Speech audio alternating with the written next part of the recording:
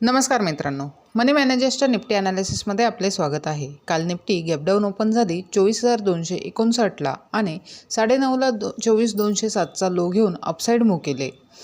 24,300चा हाय दिला, त्यानंतर थोडा वेळ कन्सॉलिडेट करत पुन्हा डाऊनसाईडला मूव्ह करत 12च्या सुमारास 24,250 ही लेवल ब्रेक केली आणि 24,184चा लो दिला।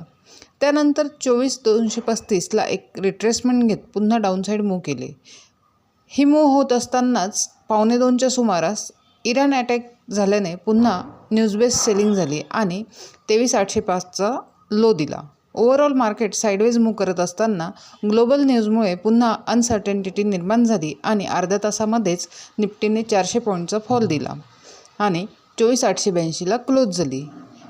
एकंदरीत निफ्टी पुन्हा 30 मिनिट टाईम फ्रेमच्या झोनमध्ये आलेली असून 23,780चा सपोर्ट होल्ड केलेला आहे। आता उद्यासाठी बघितले तर निफ्टी जर गॅपडाऊन ओपन झाली तर आपल्याला थोडा वेळ वाट बघावी लागेल। जर निफ्टीने 23,780च्या खाली 15 मिनिट सस्टेन केले तरच कंटिन्यू डाऊनसाईड मूव्ह होऊ शकते आणि जर निफ्टी 23,950 वरती ब्रेक केले तर पुन्हा 24,100 हिट होण्याची शक्यता आहे। ओव्हरऑल मार्केट न्यूज बेस असल्याने ट्रेड करताना काळजीपूर्वक करावा। अशाच निफ्टीच्या ॲनालिसिससाठी चॅनल सबस्क्राईब करा, तसेच व्हिडिओ लाईक आणि शेअर करा।